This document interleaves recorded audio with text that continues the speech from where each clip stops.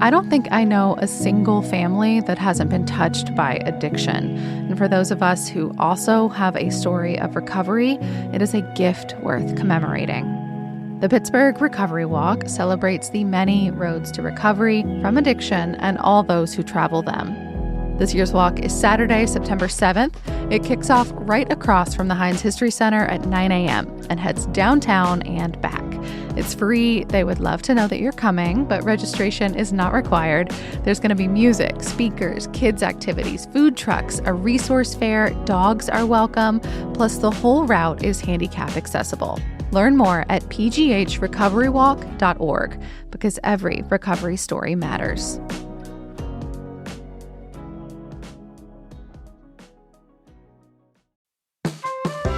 Liberty Magic is magic, up close and sometimes very personal. They have an intimate, speakeasy-style performance space, and they just announced their new lineup for this year's season. Miguel Munoz will be there starting in October. Miguel is a circus artist and world champion of magic, and Nick Defott will take the stage in November. Nick is known for an offbeat sense of humor and some jaw-dropping stunts. It's all at Liberty Magic in the Cultural District. Get your tickets at trustarts.org/magic before they disappear.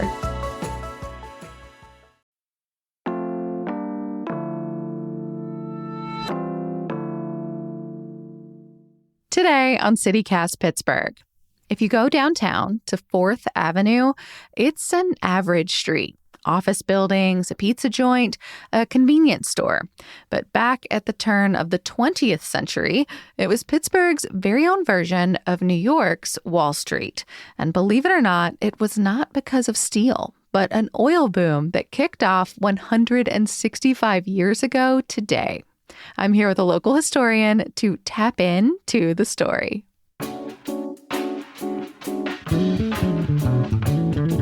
It's Tuesday, August 27th. I'm Megan Harris, and here's what Pittsburgh's talking about.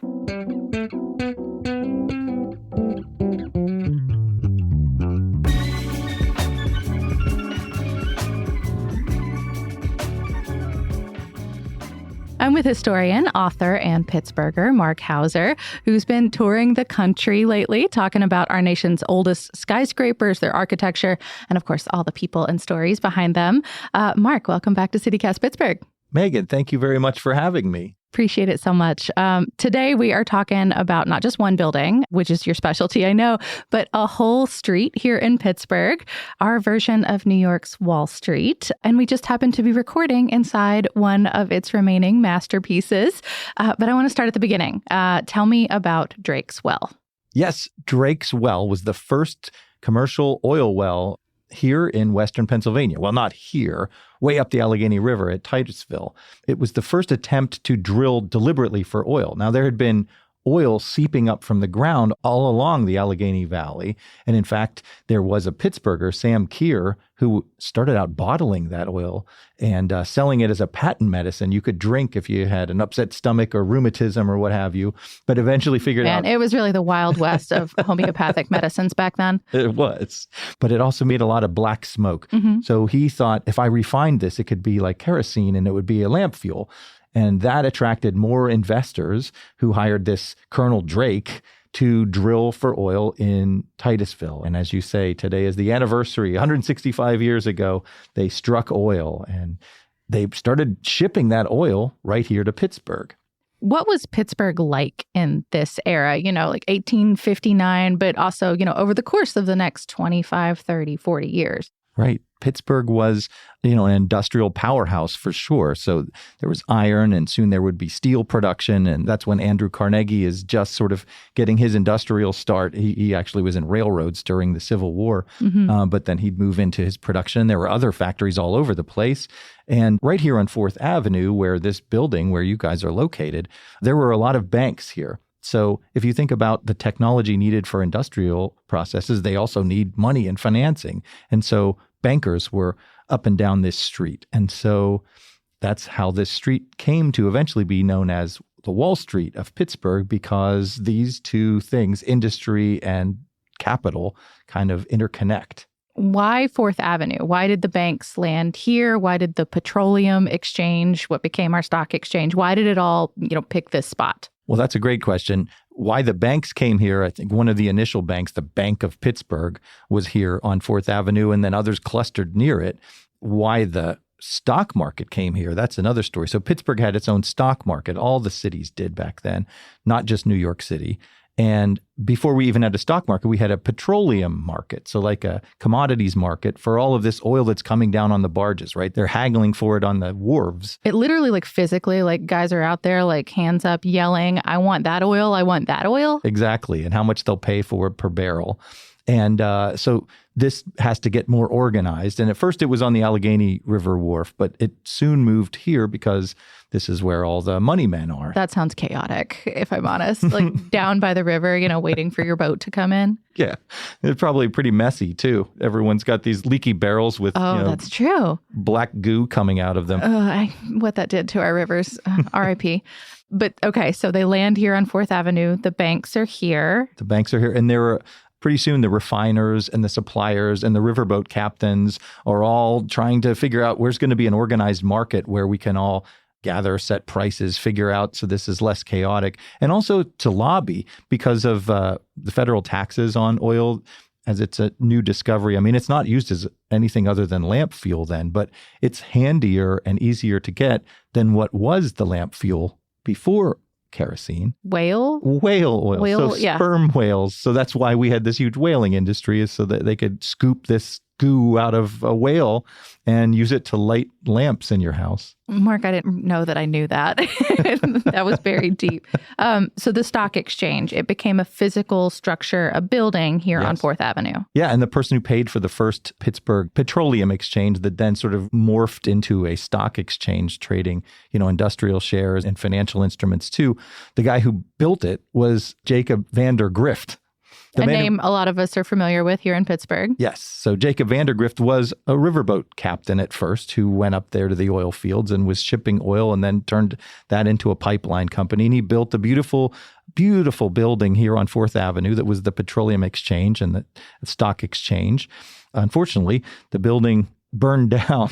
And so they needed to move to a new location, and they decided to move to what had been a bank right next door to where you guys are, here in the Benedum Trees building. Right. And unfortunately, that one is no longer standing too.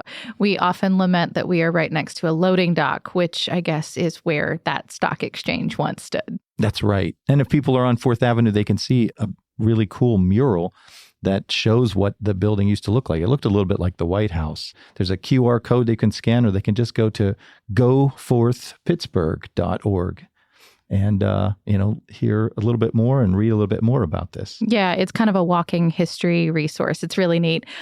So we have this super busy stock exchange. I was reading a little bit. By 1900, a seat on our stock exchange cost more than any other exchange in the nation outside of New York or Boston, which seems kind of impressive, but it doesn't last. How come? Why didn't our stock exchange stand the test of time? Well, none of the regional stock exchanges lasted much longer past the 60s and 70s. I mean, just because 1960s and 70s, we're really spanning the centuries here. So it lasted a good long time. I mean, we had a stock exchange here in Pittsburgh for basically about a century.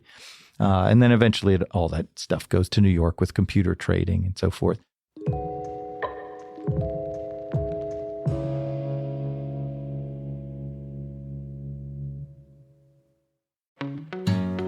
Whether it's going to school, to the grocery store, or crossing a bridge to get to work, we all need an efficient way to get from A to B. The Airport Corridor Transportation Association, aka ACTA, wants to make that journey a little easier for us. The Ride ACTA shuttle connects riders from the IKEA Superstop over in Robinson to over 275 businesses, including Settlers Ridge, the mall at Robinson, and the Homewood Suites by the mall. Plus, they have an app, Ride ACTA. ACTA is committed to accessible, affordable, and sustainable travel solutions. The buses themselves are very cute, and their whole process is smooth, efficient, and it will keep you away from a steering wheel on Parkway West traffic. The whole idea is honestly genius. So it makes sense that they've offered nearly 850,000 rides in the last 15 years. Check it out for yourself at actapgh.org. That's actapgh.org.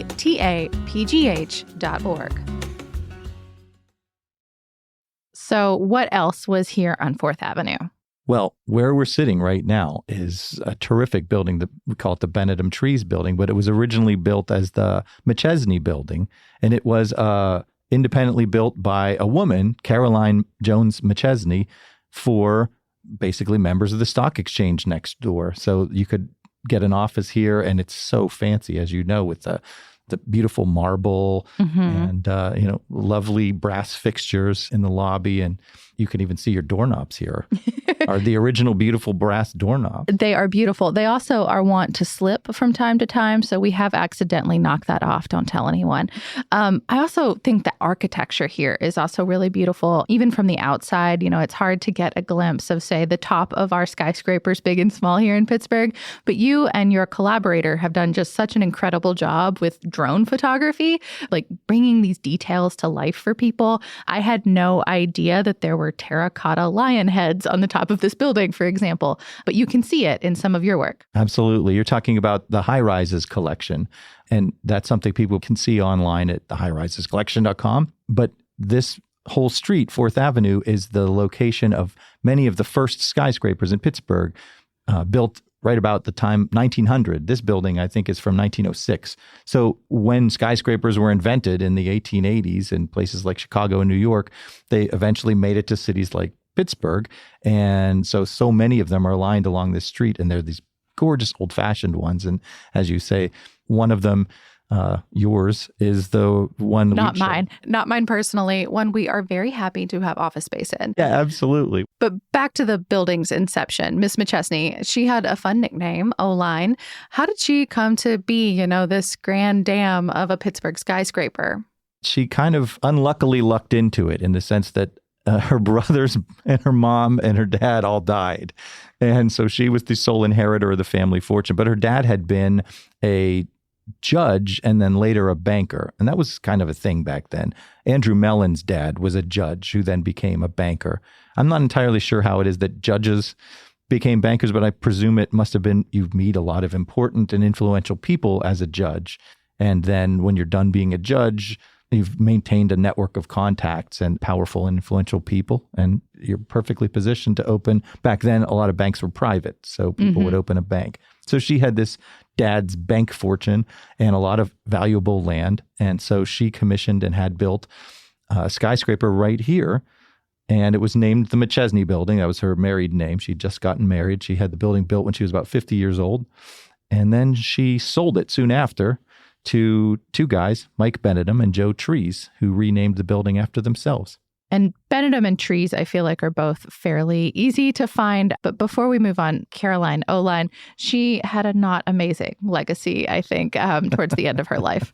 No, absolutely. So when I bring my tours to this building, I tell people this was the first woman in Pittsburgh to build a skyscraper. Wow, that's amazing. And then she was the first person to sell a skyscraper, for $10 million, something like that, and then took that money and went into politics. She felt very strongly about the issue of women's suffrage. But not in a good way. No, she was opposed to it. She headed an organization to keep women from getting the right to vote. And, fortunately, she failed in that endeavor. And so she went on to, a life in obscurity as a wealthy woman in Pittsburgh who failed to stop other women from being allowed to vote. Yeah. And then we have one more stop, I think, across the street from where we're sitting now.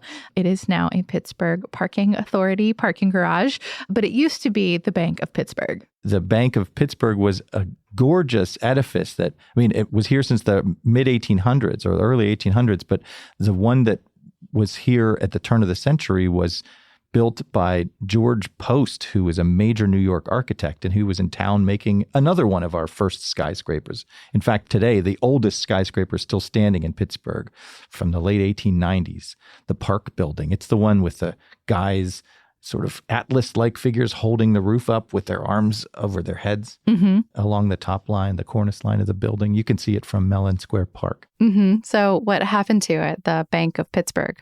The Bank of Pittsburgh, like many banks, failed in the Depression. And in the 1940s, it was to be torn down for a parking lot. And so many people were aghast at destroying this beautiful colonnaded front that they did keep the columns on the front of it and moved them out to a cemetery, actually. So they are part of a memorial in a cemetery in Pleasant Hills. Yeah, Jefferson Memorial, I think, if I'm remembering correctly.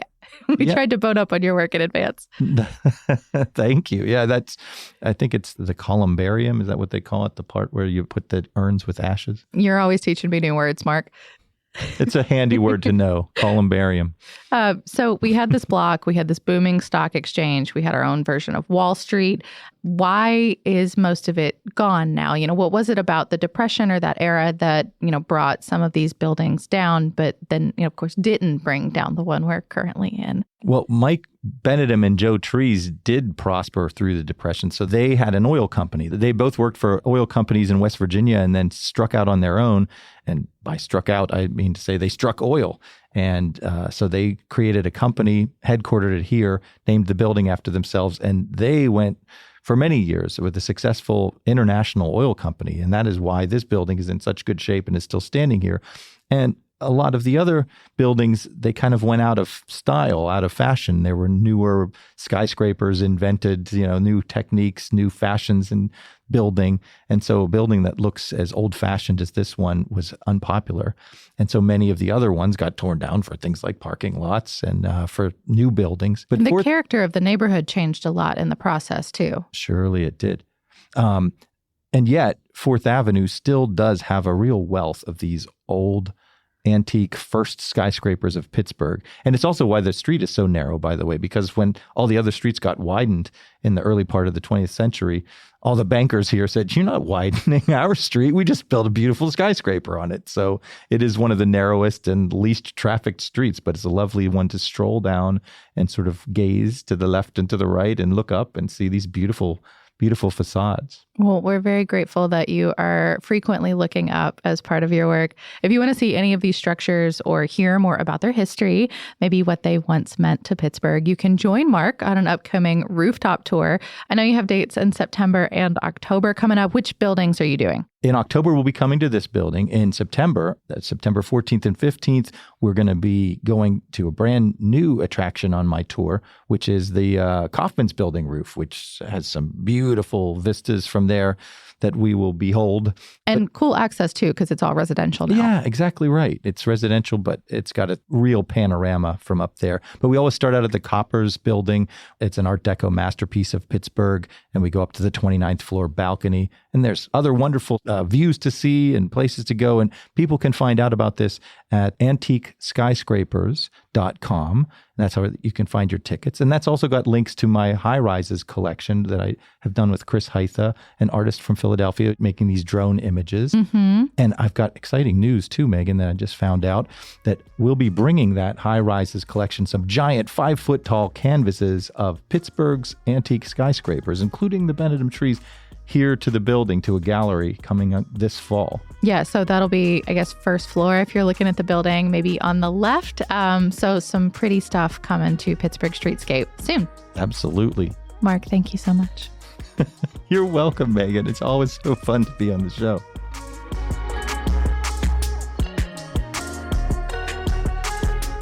That's all for today here on CityCast Pittsburgh. If you're liking the show, please tell a friend, rate us, leave us a nice review, and make sure you're subscribed to our Hey Pittsburgh newsletter. We'll be back tomorrow morning with more news from around the city. Talk to you soon.